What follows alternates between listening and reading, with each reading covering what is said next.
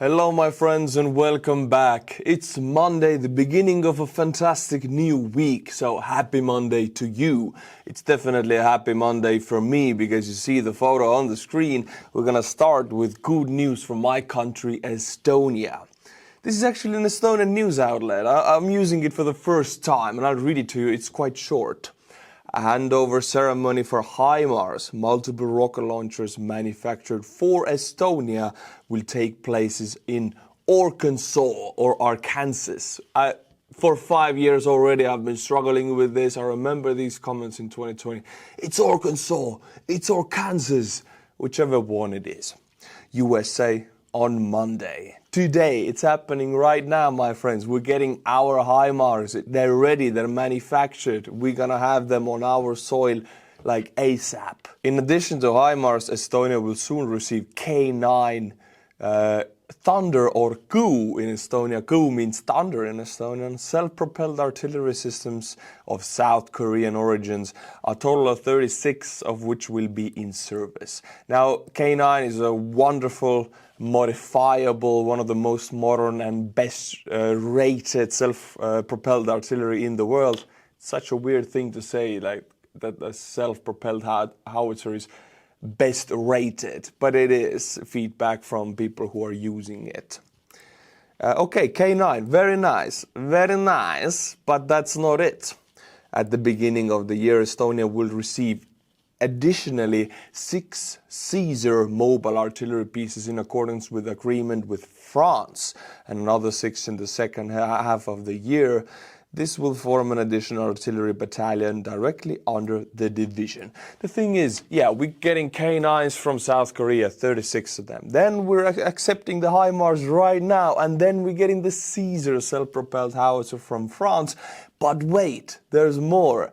We're weaponizing to the brink, to oblivion, because you know Russia is right next to us. We have no other option. According to the Ministry of Defense, Hanno Pevkur, the Iris-T medium-range air defense system will enter Estonian service, and the 2nd Brigade will receive new armored vehicles, a total of nearly 220, most of which will arrive this year. This is wonderful news, and it's very personal to me, because when I served in the Estonian Kuperjanov infantry battalion in the 2nd Brigade, we had 0 armored vehicles. We were funnily called a truck battalion because I never drove or rode inside an armored vehicle, never in my service. So I was always at the back of the truck. Soft target. You can take it out with a pistol if you're accurate enough. This is where my brigade, I'm not there anymore, I'm now in the 1st Brigade, but this is where 2nd Brigade, where I served, gets, this year they get hundreds. 220 armored personnel carriers. You can see I'm happy about it because this means a lot for Estonia. K9, HIMARS, Caesar, we're good. We also have anti-ship missiles. We're ready to take out the Baltic fleet of the Russian Federation if necessary. Continuing with my part of the world, we go to Finland now, and Russia's big losses in Ukraine visible near Finland. See photos of new hangars and tent camp. Supposedly, Russia is building out new military infrastructure near the Finnish border ever since Finland joined NATO. And I don't want to take much of your time by reading it, I just want to show you some photos. Look.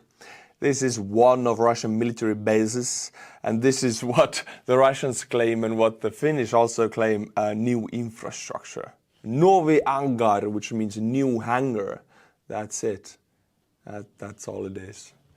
Let's take a look at another one. More vehicles, and a little bit like these boxes, I'm guessing they're ship containers on this parking lot.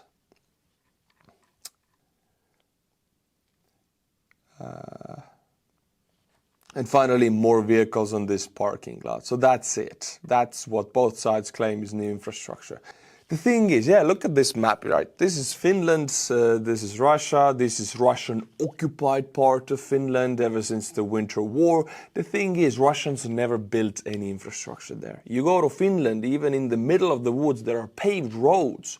Wonderful EU standard roads, and you go to Russia, there's nothing. They never built infrastructure on occupied Finnish territory because I don't know why. The Russians, they don't look at occupied territory as worth investing in. The only part that has infrastructure, any kind of roads, is the military bases, and even those roads are full mud in the Rasputitsa times when there is rain and mud season. So any kind of military activity on the Finnish-Russian border would be a walk in the park for the Finnish, because they actually have paved roads that can be used as landing strips for F-35s. It has been tested, it works beautifully on these, in between of these lakes here, right? It's thousands of roads.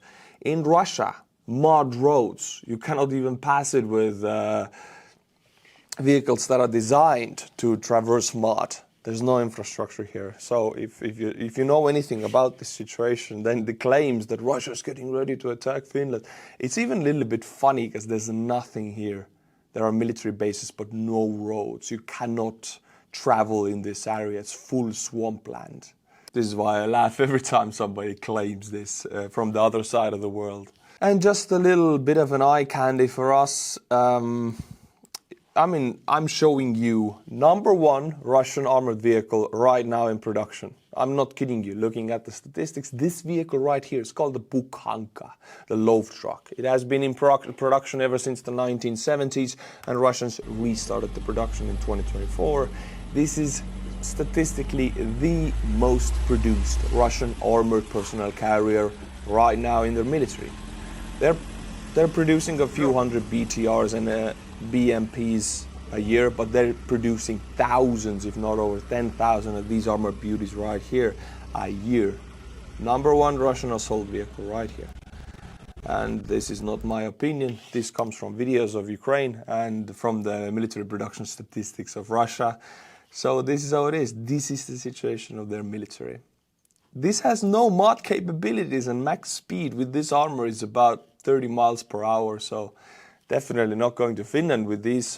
They're struggling in Ukraine with these. Now, my friends, the big news that you probably read from the title also. First 2 North Korean soldiers were captured alive. Now, all of the links, all of the videos, photos, everything is in the description below. We will go through everything, but I'm not sure I can show you everything visually on screen. But there are some audio files we can listen to also. So this is the first video of interrogation or interview of one of the North Korean troops. Now, it's a video, you can go and check it out in the description, but I'm not going to show it to you. I'm going to read you the subtitles. The low voice is a Ukrainian interviewer, and you can recognize the North Korean. Do you know where are you right now? And he nods, he's like, no, I don't know. Doesn't know where he is. You are in Ukraine. Do you know you were fighting a war against Ukraine? And he's again like, no, I didn't know that. He didn't know. What did your commanders tell you when they sent you to war?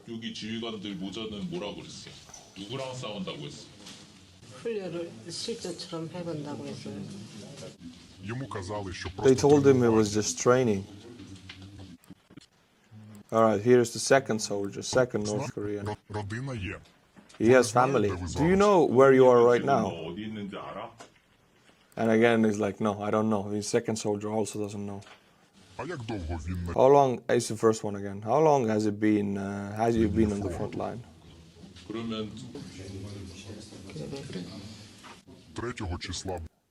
There was an offensive on January 3rd. He hid in a dugout. On January 5th he was found. That's his story. So on January 3rd this guy went on an offensive and 2 days was in a dugout and then was found, and he's heavily wounded. Do you want to return to North Korea? That's the second soldier now again. Yes, he wants to return. Do you want to return to North Korea? The first soldier.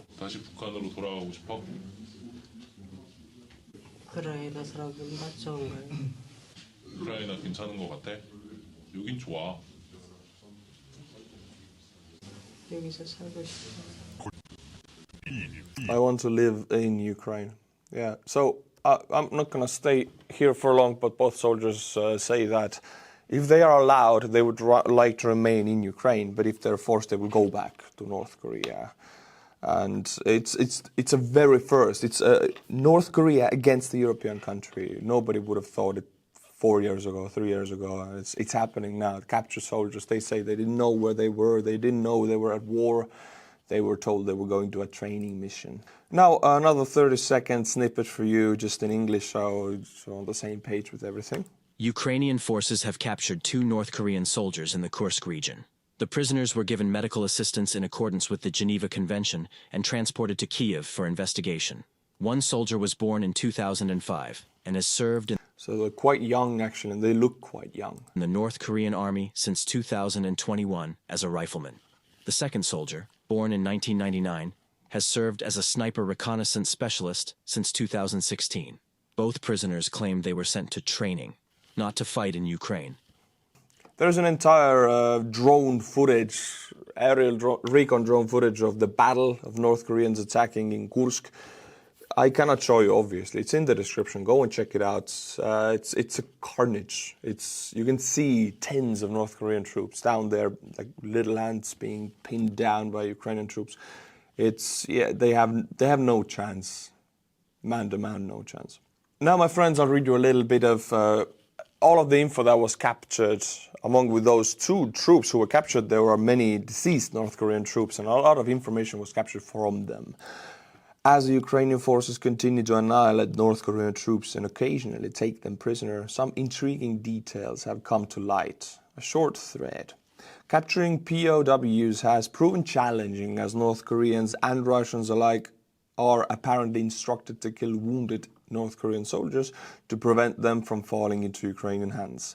Yet recently Ukrainians have successfully captured 2 North Korean soldiers alive. Both individuals carried Russian military service cards, alleging they were born in Tuva, Republic of Russia, a region included in the Russian Federation. Russian non-regime media also reports that Russian authorities transferred identities of actual Tuvans to drafted North Korean soldiers. Yeah, the thing is, they didn't give them fake IDs. They actually took real Tuvan men from Tuva, Russia, and took their IDs and gave them to North Korean troops, because they look almost identical, actually. The choice of Tuva is understandable. Native Tuvans bear physical resemblance to North Koreans. And for me, I couldn't tell the difference. Maybe you might call me racist here. I really cannot tell the difference. One is Tuvan, one is North Korean. I don't know which one is which. I apologize. By the way, Russian former defense minister Sergei Shoigu himself is of Tuvan origin. The fact that the captured North Korean soldiers' document claimed Tuva as their birthplace corroborates early findings. Russian service cards recovered from the killed North Korean soldiers similarly falsely listed the Tuvan Republic as their birthplace.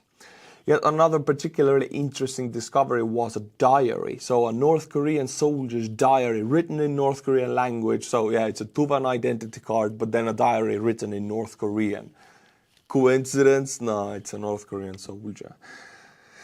Ukrainian Special Operations Forces translated a number of pages from that diary, which the former owner had regularly updated, and one was especially revealing. So, this page, I'll read it to you, and it gives us an idea of why this particular North Korean soldier was in Ukraine, fighting on the side of the Russian Federation. This is the translation now. Since the defense of the fatherland is the sacred duty of a citizen, and the greatest duty is the defense of the fatherland, in which all my happiness lies. Oh my God. Already I'm getting a little bit sick inside. I put on a military uniform of the revolution to protect the supreme commander. I was blessed to be given the opportunity to be promoted as a master sergeant in my company. However, I betrayed my own party, which trusted me and committed ungrateful acts against the supreme commander.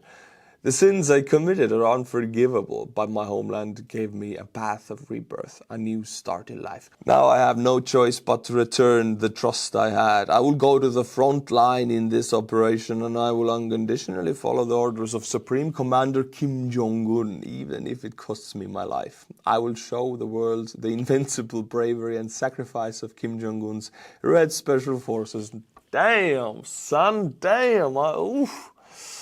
I start to hear the Red Army choir songs in my ears if I read to this. You know, in Estonia, 40 years ago, in the end of the Soviet, you could see this text in everywhere, in the newspapers. But now you're not used to it. You're seeing people actually writing this stuff in European soil, on the diaries. So weird. It's strange. We're not used to this language anymore. It's like a foreign language to me, although it's English. And, of course, Ukrainian President Zelensky gave us some information about the captured soldiers. I mean, it's so big that even he commented on it. Our soldiers have captured North Korean military personnel in the Kursk region. 2 soldiers, though wounded, survived and were transported to Kiev, where they are now communicating with the security service of Ukraine. I'm grateful to the soldiers of Tactical Group number 84. These are the guys who did it, actually. As with the prisoners of war, the 2 North Korean soldiers are receiving the necessary medical assistance. I have instructed the security service of Ukraine to grant journalists access to these prisoners. The world needs to know the truth about what is happening. So expect full interviews from Western outlets of these 2 North Korean soldiers. They're going to be, in a way, like military superstars because everybody wants to talk to them. Look, US has been preparing, one of the main enemies, North Korea. And now we got 2 troops straight from a war zone fighting against the European power, captured. This is going to be big stories for the next month. All right, my friends, now let's pivot. Now we go to beef among European leaders. I'm no beef channel. I don't do he said that and he said that. But this is, I want my gossip. I need my gossip points. Poland denies passage to Ficos plane. You know, Fico, Slovakia's prime minister, went to Russia, flew to Russia to meet with Putin. And Poland refused the plane to go through Polish airspace, although both are European Union countries. Poland refused to allow a plane carrying a Slovak parliamentary delegation en route to Moscow to pass through its airspace. Slovakia has threatened to block European Union aid to Ukraine unless gas transit through Ukrainian territory is resumed. Fico warned earlier. Fico also started that Bratislava might stop providing humanitarian aid to Kiev, change the system for paying benefits to Ukrainian refugees in Slovakia, or halt emergency electricity supplies to Ukraine. The thing is, Fico he's a pro-Russian guy in Europe. He's a leader of a European country who is fully pro-Russian. He's not pro-Slovakia, he's pro-Russia. He's meeting a war criminal terrorist, Putin, right now, and is very anti-Ukraine and is very anti-Zelensky. And here is Fico's political companion complaining that their plane was not allowed to fly through Poland. Poland has balls. I really like it. I really respect their decisions. If another European Union country is acting like a moron, you should put them to the place. Fico and Orban, Hungary's prime minister also, right now are really dangerous for the European Union. Fully pro-Russian. They're puppets in my eyes. Now, Fico attacks Zelensky personally. Check it out. You can see the video in the background. I'm just going to read it to you. I quote, "I'm not here to walk hand in hand with Zelensky. He runs around Europe just begging and blackmailing, asking others for money," said Fico. It's so weird because Ukraine is the wall standing, you have all seen Game of Thrones, the army of the dead versus the Westeros, whatever you call it, I don't remember.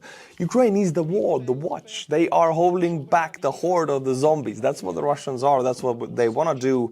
It's their world or the free European world. You don't have a gray space right now. The gray space existed in 2007 maybe, but no, not now. It's black and white. You gotta choose. You cannot be anti-Ukraine without being and say that you're not pro-Russia. You are pro-Russia if you're anti-Ukraine. There's no other. The gray areas are getting smaller right now in Europe. So Fico is very much anti-Zelensky, very much anti-Ukraine, and he visited Moscow, which makes him very much pro-Russia. And now he personally attacks Zelensky. Zelensky now responded to Fico, and here's shots being fired both sides. I like this gossip, I like this beef. Let's go. It's good that Slovakia's Prime Minister Fico has finally returned from his vacation at a luxurious hotel in Vietnam and is now in Bratislava. Yeah, shots fired. You know why? Because Fico made a video from a chair, regular background. Nobody knew where he was. Even his own government didn't know where he was for like a week and a half. And somebody geolocated based on the chair, and they geolocated the location. It was a luxury hotel about 6.5K a night in Vietnam. It was not even a hotel, it was a whole suite. He was staying there, it was like a full vacation for him, and he was making an anti-Ukrainian video there. So now Zelensky is firing back, he's not holding back, calling him out. For him, personally, it must be challenging, switching from living in luxury to now trying to fix his own mistakes. It was an obvious mistake for Fico to believe that his shadowy schemes with Moscow could go indefinitely. What the thing is that Slovakia and Hungary never transitioned away from Russian gas. Every other European country tried to do that. Some were better at it, some were worse. But we were all looking for America, for other LNG countries to import to us, not Russia. But Slovakia, Ficos country, and Hungary were not doing anything. And Ukraine was talking about a year, always talking, okay, 2025, 1st of January, we're going to cut Druzhba pipeline through our territory. You're going to lose the gas. You have 1 year to change. Every other country changed their gas imports. Slovakia and Hungary didn't. And now, if you know anything about economy, I mean, if you don't have cheap natural gas in your imports and your country's industry is built around that, you're screwed. You cannot change that fast. And Fico and Orban have not changed their country's imports to other countries, other sources. So it's going to hurt them very bad. And now it is Fico's choice, Fico's mistake. He has to deal with this. And this is what Zelensky is saying. It was an obvious mistake for Fico to believe that his shadowy schemes with Moscow could go indefinitely. We offered our assistance to the people of Slovakia during their adaptation of the absence of Russian gas transit. But Fico arrogantly refused. Many in Europe warned him that doing nothing and waiting was not an option. Now he's resorting to PR, lies, and loud accusations to shift the blame away from himself onto someone else. The thing is, Fico had a year. Zelensky and all of Ukraine, Ukrainian officials were saying, yeah, we're going to cut the gas supplies, please get some other sources, because Russia is no good no more. Fico did nothing.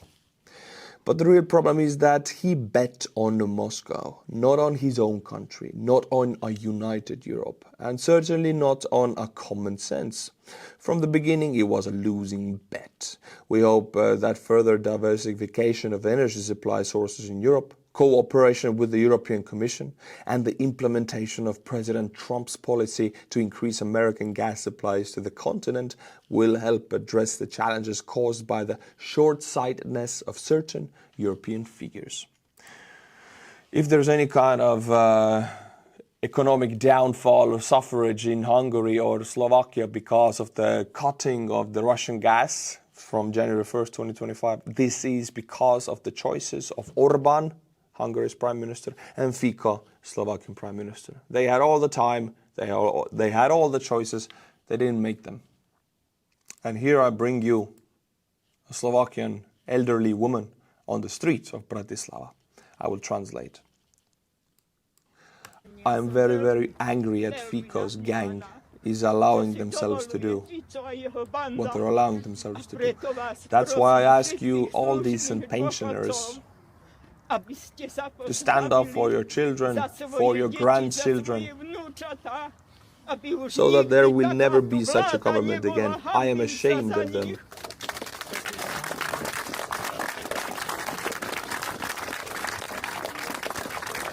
I remind you that Ukraine is not on its knees. It must not be destroyed. It must not be razed to the ground. That is why I will continue to help all the Ukrainian people. Thank you. Дякую вам is the same in Ukraine. Дякую, thank you. So, the Slavic language, they share that. All right, my friends, now we're going to pivot, and it's one of the sweet topics again. You know you want it, you know you need it this week. It's burning Russia, it's burning Russian oil refineries, and in this video I decided I'm not going to show it to you. All the links are in the description below, but I'm going to talk about it anyway. First, let's go to Google Maps. Yes, Google Maps, satellite imagery, because it's so damn easy. It's unbelievable. Me as a civilian can just go to any Russian military base, zoom in and see where the planes were. I mean, yeah, these are old and outdated. They have moved the planes, but still the fact that I can see that as myself, like, it's weird. Look at that. They have also painted the planes on the ground. It's so strange. You can see it on Google Image, Google Satellite Map. Just a painted bomber. Anyway, let's go. Let's zoom out. This is Engels airbase. Look at that. It's quite far from Ukraine, as you can see. This is Kharkiv. This is Engels airbase. Why I'm showing you this is because this was attacked 5 days ago. 5 days ago, I mean, almost a week ago. 800 tons of jet fuel are stationed at the depot, and it's still burning for 5 days straight. It's unbelievable barbecue. I mean, Russians who are freezing in the apartments because of the communal catastrophe, which are the heating pipes in Russia, right? They can go there, put the sausage on the stick and go and fry it on the Engels jet fuel deposits. 3 tanks are completely burned out, with 6 more damaged as the fire continues to spread. Satellite images shows a total of 52 tanks at this depot. Damn, this is a massive depot and it's burning for a week almost. This is not it though. There's another depot that is burning right now. It's almost a daily occurrence, and I know it's repetitive for you. It is for me also, and mainstream media almost doesn't report it anymore. But almost daily, Ukrainian missiles and drones are destroying Russian oil depots and reserves of jet fuel, solid fuel, everything, rocket fuel. It's happening every day. But Russia is so big, it takes time. It's death by 1,000 cuts. Look at this one. Nizhnekamsk refinery, Kazan district, right here. Attacked and burning. All right, my friends, now let's take a look into the Russian economy. I really like this topic since I really watching how you can keep up a dysfunctional system, which is the Russian economy. I mean, it's based on the Western, the rules that we all know how economies work. It shouldn't work, but the fact that they have so much money just waiting in a war chest, they're pumping it in. It's like a person is like dying for sure, but you're keeping them alive in a forced coma. It's the same way. Finally, you're going to have to pull the plug. And in the Russian case, the plug is the money. When it runs out, it's gone. There's nothing else to keep this economy going. And right now they're printing money. That's how it is. It's quite simple. They're printing money. Check it out. Putin has begun secretly forcing Russian banks to finance the war, to tune around $250 to $400 billion. We're talking about $500 billion almost in loans at suicidal interest rates. This is what all those emergency meetings at the central bank were about. Yeah, recently there were some, and we were all wondering. Check it out. This is corporate credit, corporate debt in Russia.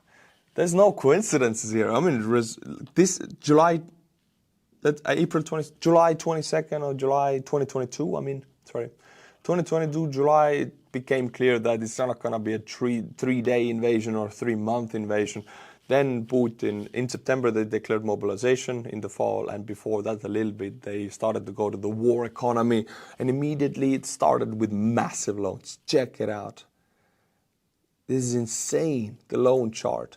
And the black line here is civilians' mortgage rates, civilian consumption loans, and it's going down, going up a little bit, and now going down to zero almost because the interest rate is so high. But it doesn't affect the corporate lending. Look at that.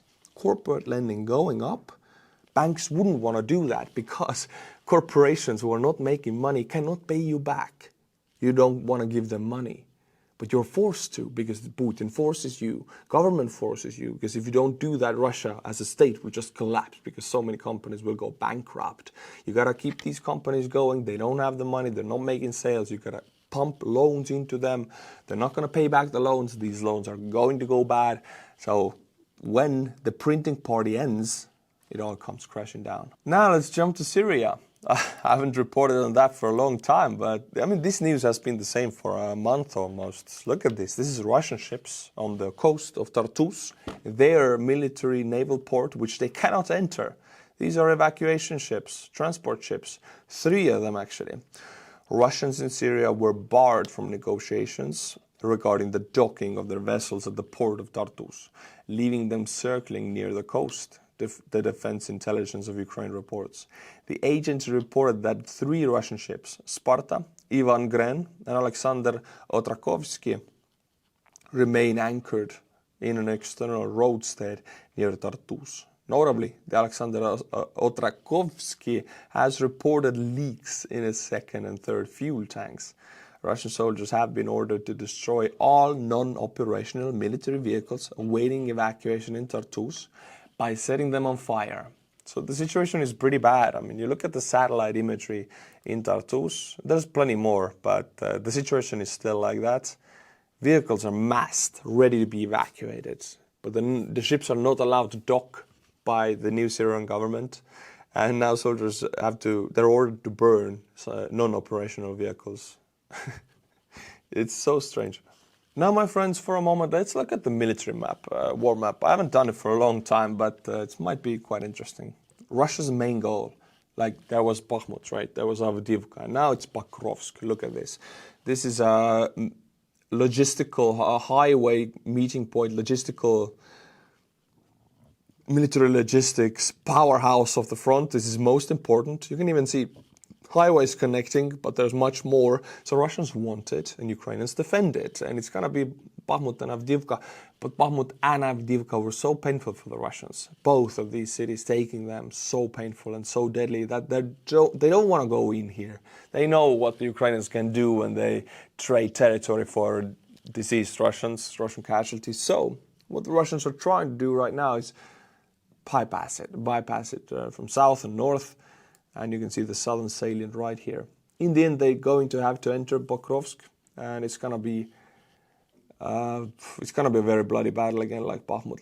We're talking about, I think, tens of thousands of Russian casualties again. Bakhmut was 50. I think there's gonna be like 30, 40, close to 50 maybe here. This is the main Russian goal. I think they have the power to take it, but the cost is massive. Trump mentioned that he's open to meeting with Putin and that his team is already setting it up, and it should happen in the time span of 6 months after the inauguration on January 20th. So he wants to meet, right? And now I will read you a thread by Garry Kasparov. No, this is a failed meeting, evil halfway negotiation standard. Any leverage that can expel Russian invaders from Kherson will also work for Mariupol, Luhansk, and yes, Crimea. Putin doesn't need or deserve an inch of Ukrainian land. Invaders aren't entitled to spoils. Rewarding aggression and expecting it to end is what is unrealistic. No lifelines. Putin doesn't need Ukraine, and he doesn't need to save face. He's a dictator. He can leave and declare mission accomplished whenever he wants. We have to give Putin something is exactly wrong. And I know this mindset in the West a lot because it's a Russian propaganda narrative. It is pushed. If you find yourself thinking, oh, Russia's so big, we cannot beat them. Yeah, they can be beaten. I mean, Ukraine is winning almost any battle, just Russians. There's so many of them, and they're pushing out with just numbers. You put them 1-to-1, Ukraine wins any day of the week. So if you find the narrative in the West that, oh, they're so big, but we cannot beat them, you know, this person has been infected with Russian propaganda parasites. That's how it works. They spread this mindset that Russia cannot be beaten in the West. And if people accept that mindset, it's defeatism, which is, you know, you're lost already if you think like that. And Ukraine has proven to us in almost every battle, actually, that they are better soldiers, better fighters, a better army. The West needs convincing here, not the Ukrainians. Russia is falling apart. Increase the pressure, the sanctions, the isolation. Increase aid to Ukraine and make it 100% clear that those things will continue until Russia leaves. Making concessions only confirms to Putin that you are weak and he can get more. Yes, that is the language of the Russians. I mean, you just gotta speak their language.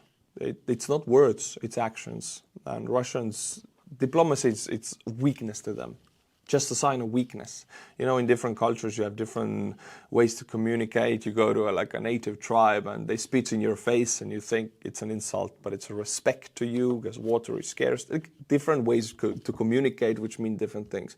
In the Russian culture, to get respect, you gotta kick their ass. That's how it is. To even get to the negotiation table, you gotta kick their ass first. If you do that, you get respect. If you talk to them, showing respect to them without physical violence before, they will own you. Yeah, so you cannot talk to them. You gotta win on the battlefield and then you can talk. You can only talk to the Russian Federation from a position of strength. That's the only way. And here I bring you former British Prime Minister Boris Johnson. He's always so funny to me. Look at his haircut. It's just, I think it's his trademark, but it's just funny. But he's talking to Estonian news outlet here, my country's news outlet. And what he says, I really love it. He needs to understand that Estonia, Latvia, Lithuania, none of these countries are part of the Russian Imperium anymore. And nor is Ukraine. It's over. Over, over, over. No more empire, Vladimir, you fucking idiot. Excuse me. calling Putin what he is. Yeah, I gotta say I love his hair, man. Just to illustrate you one more time the point, what is the Russian export of fear? When people in the West fear the Russian nuclear weapon, these people know that nuclear weapons work both ways. If you fire at us, we will fire at you. These people who are right now afraid of Russian nukes and giving concessions to Putin because they're afraid of Russian nukes, they know that they can shoot at Russia also. So let's look for these people. Check it out. This is Russian population density chart. Look at this. If your population density looks like this, you cannot use a nuclear weapon because you only need 2 nukes to take down this. This is Moscow and St. Petersburg. I mean, your population is so vulnerable to enemy nukes. There's no discussion about this. The fact that the Western population in some countries is afraid of Russian nuclear saber rattling means that Russian propaganda export of fear has been incredibly successful, unfortunately. All right, my friends, first time this week, I'm going to butcher some Buy Me a Coffee monthly members. I'm going to butcher them to the orbit, to oblivion. You've never heard your names pronounced like this. Tche Ink, Brant P. Courier. I think I've said your names for years already. Stevart, Randi C. Johansson, Robert C. Nelson. Hey, we have Brant P. Courier, Randi C. Johansson, Robert C. We have so many, like 3 names, middle names, I don't know here. The thing is, some names come and go all the time for years. I like it. I have nothing against it. Keep doing it. I'm going to keep butchering. If you like my channel, become a monthly member and buy me a coffee. Links in the description below. Also, my friends, I made a music video. You want to see it? You want to hear what the Estonian Elvis language sounds like? Go and check it out. Links in the description below. It's going to play right now. A little bit of snippet to you is going to play right now. Until my next video, which is Wednesday, be sure to be back. Slava Ukraini, and bye-bye. Kui mina ükskord noores eas võtsin vana naise, kui mina ükskord noores eas võtsin vana naise, siis tema kurat kiusas mind ühest päevast teise, siis tema kurat kiusas mind ühest päevast teise. Läksin surnuaiale, palusin seal surma, läksin surnuaiale, palusin seal surma. Tule surma, päästa mind, vii mu naine hauda, tule surma, päästa mind, vii mu naine hauda. Läksin koju tagasi, naine oli surnud, läksin koju tagasi, naine oli surnud, surmaingel oli ta oma kaasaks viinud, surmaingel oli ta oma kaasaks viinud.